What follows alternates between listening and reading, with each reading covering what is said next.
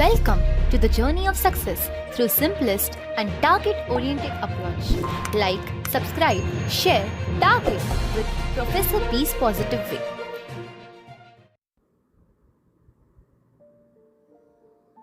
नमस्ते दोस्तों, target competitive exam के collective nouns for competitive exams इस सेशन में मैं आपका स्वागत करता हूं।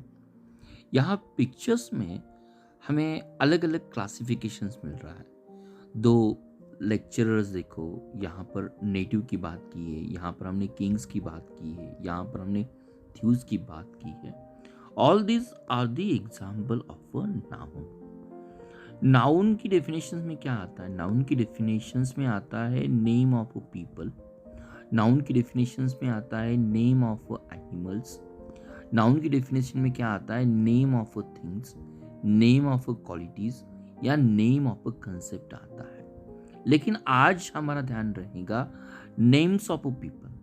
अगर group of people, group of animal और ग्रुप ऑफ थिंग्स अगर होल यूनिट की तहत काम करते हैं तो उसके लिए जो हम टर्म डिफाइन करते हैं उसी टर्म को हम कलेक्टिव नाउन्स कहते हैं। तो ये ड्राफ्ट ऑफ लेक्चरर्स में ड्राफ्ट ऑफ लेक्चरर्स ये कलेक्टिव नाउन का एग्जाम्पल है।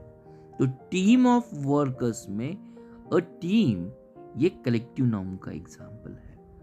अ क्लास ऑफ स्टूडेंट में अ क्लास ये कलेक्टिव नाउन का एग्जाम्पल है।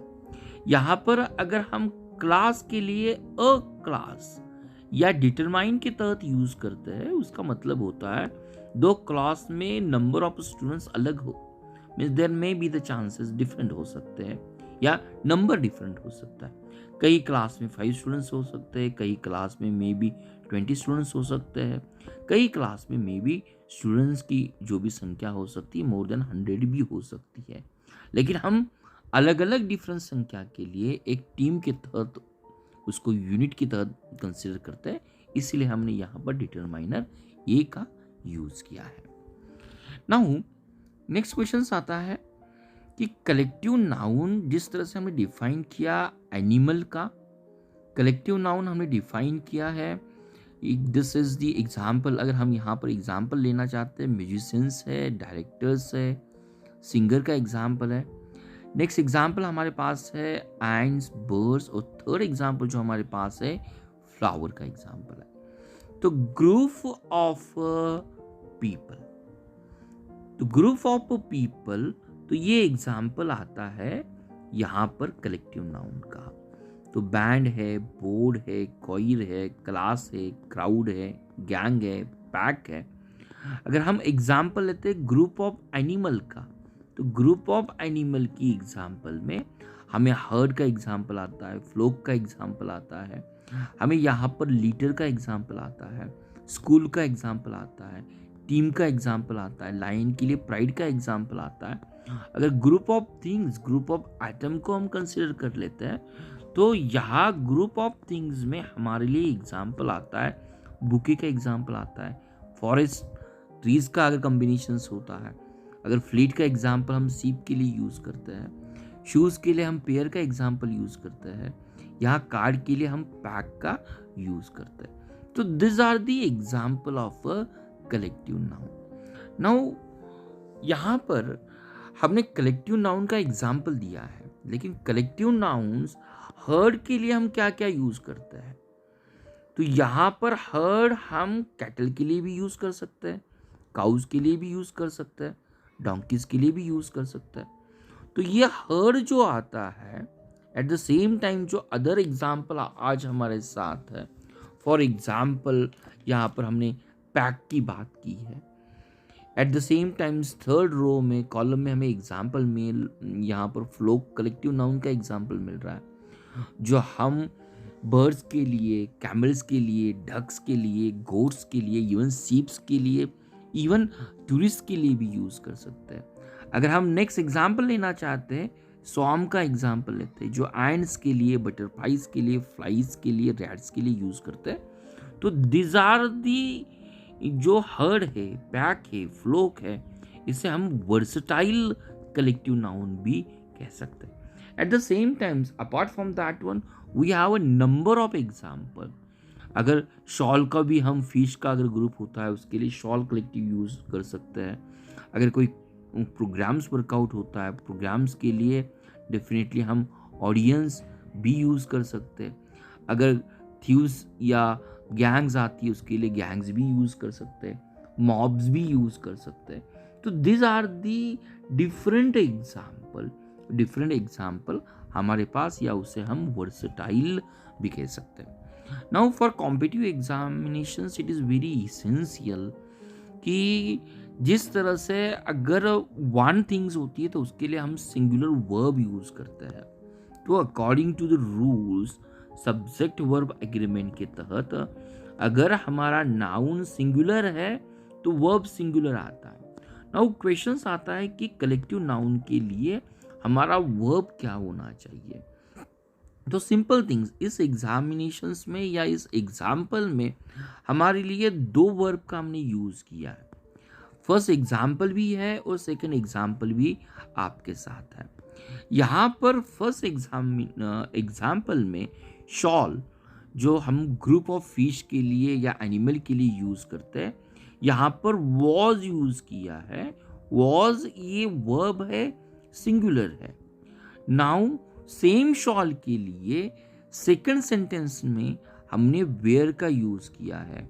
Where here it is acting as the plural verb act कर रहा है। तो why such difference is there.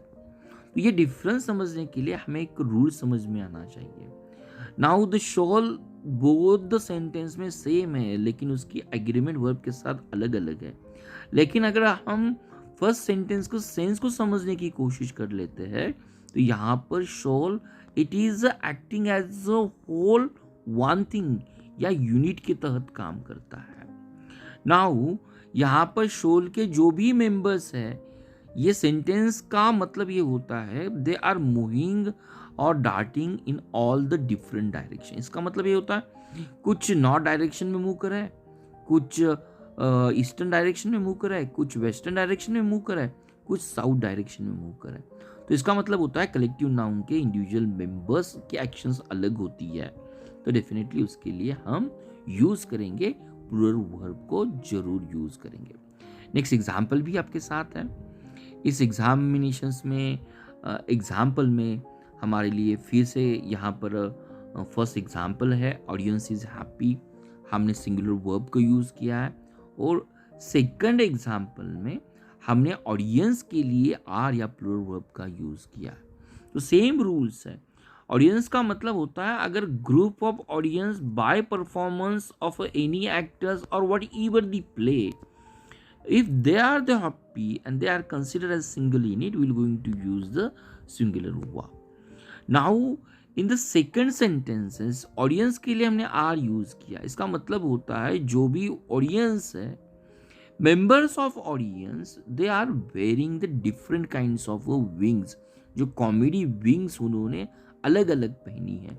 This is indicate wings एक नहीं है, अलग अलग इंडिविजुअल मेंबर्स ने अलग अलग विंग्स को पहचाना है, या हम कहेंगे उन्हें आइडेंटिफाई किया है, या सेंटेंस के लिए, या उन्होंने वेयर किया है।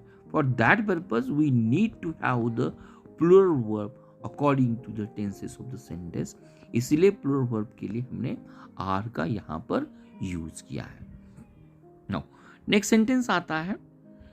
यहाँ पर दोनों सेंटेंस में हमने यूज किया है plural verb. The members of audience are happy, और जो सेकंड सेंटेंस आता है the members of the audience are all wearing the comedy wings.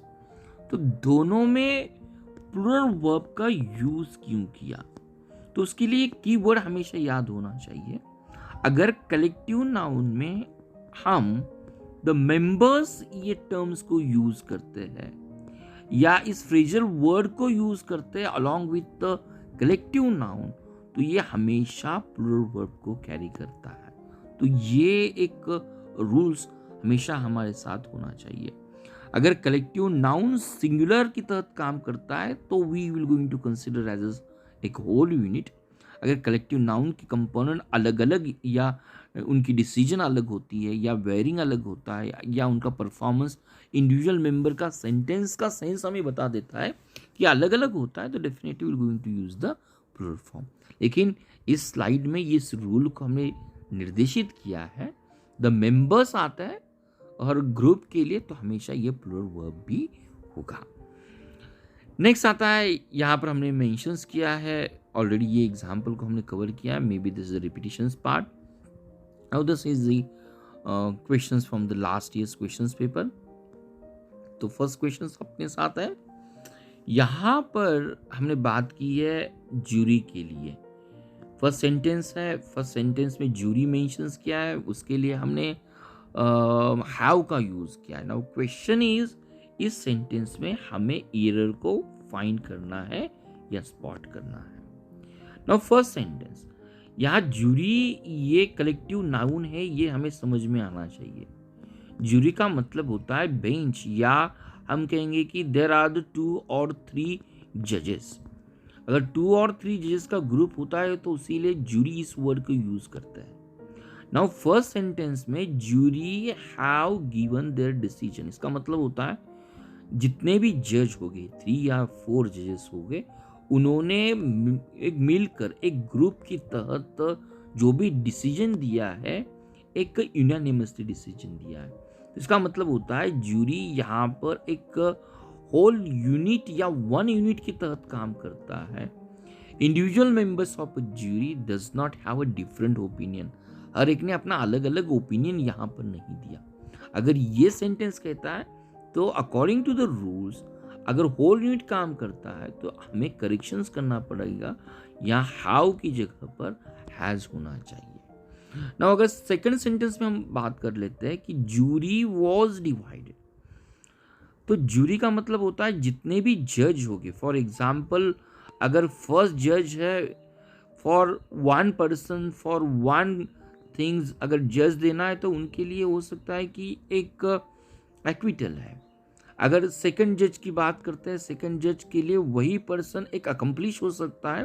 अगर हम कई क्राइम की बात कर लेते हैं, पर्सन इज द सेम, लेकिन फर्स्ट जज का ओपिनियन अलग है, सेकंड जज का ओपिनियन अलग है।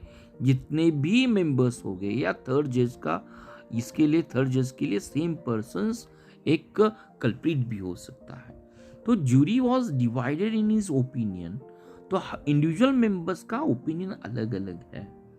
इस तरह का द मेंबर ऑफ जूरी आता है, या सेंटेंस हमें कहता है कि they have the different opinion, तो instead of the was we are going to use the according to the tense, यहाँ पर वेयर होना चाहिए। तो सिंगुलर कब यूज करना है, प्लूरल कब यूज करना है, हमें यहाँ पर इजीली समझ में आता है। Now this are the next 2 questions from the last years examinations. यहाँ पर हमने बात की है, almost we have the first question इस क्वेश्चन है और दूसरा क्वेश्चन है हमें करेक्ट सेंटेंस को फाइंड आउट करना है। तो हमारा ध्यान रहेगा फर्स्ट क्वेश्चन के ऊपर। यहाँ पर Devi Prasad Ghosh has a herd of cows, तो ग्रुप ऑफ एनिमल, हमने हर्ड की बात की है, तो वी अंडरस्टैंड कि हर्ड ऑफ काउज है, तो he kept the herdsman to look after her. तो यहाँ पर हर्ड और काउज के लिए ग्रुप ऑफ एनिमल काउज है, तो ये फेमिनिन फॉर्म्स आता है। डेफिनेटली उनके लिए जो प्रोनाउन हमने यूज किया है वो हर यूज किया है। Now it looks like superficially हमें करेक्ट लगता है। नाउ रूल सेज अगर ग्रुप ऑफ एनिमल्स में या लिविंग थिंग्स में अगर कलेक्टिव नाउन है, will not going to follow whether it is a masculine and feminine noun. तो कलेक्टिव नाउन के लिए अगर हमें यहाँ पर यूज करना है कि अगर काउज, दो it is a feminine forms of, यहाँ पर हम बात करेंगे मेल फॉर्म तो बिल्कुल नहीं होता काउज में, तो भी अकॉर्डिंग टू द रूल्स यहाँ पर हमें यूज करना है उसी का प्रोनाउन फॉर्म। तो करेक्ट सेंटेंस रहेगा Devi Prasad Ghosh had herd of cows, he keep the herdman to look after it. तो हमने ईट का यहाँ पर यूज करेंगे, तो लुक आफ्टर ईट ये आता है इसका प्रोनाउन, जो प्रोनाउन इंस्टेड ऑफ नाउन के लिए आता है। नाउन था, यहाँ पर हमने यूज किया था हर्ड, तो हर्ड के अगेंस्ट ये आएगा। और लास्ट क्वेश्चन है, this years teams are ready to the final. हमें इस सेंटेंस में देखना है कि which sentence number 1 is right है या सेंटेंस नंबर 2 इज करेक्टेड है। This year team is ready for the final. तो फर्स्ट सेंटेंस में यहाँ पर प्लूरल फॉर्म यूज किया है टीम के लिए, और सेकंड सेंटेंस में हमने यूज किया है यहाँ पर सिंगुलर फॉर्म। तो टीम नॉट ओनली द 11 और what your the component of the team is ready for the final, whole team is ready. अगर होल टीम की बात आती है तो डेफिनेटली हमारे लिए जो वर्ब हमने यूज किया है वो राइट है। तो इसलिए सेंटेंस नंबर 1 यहाँ पर इनकरेक्ट है। होपफुली माय डियर फ्रेंड, ये था sessions regarding the collective noun. Hopefully exam से एंगल से आपने उसको अच्छी तरह से समझ लिया होगा। धन्यवाद।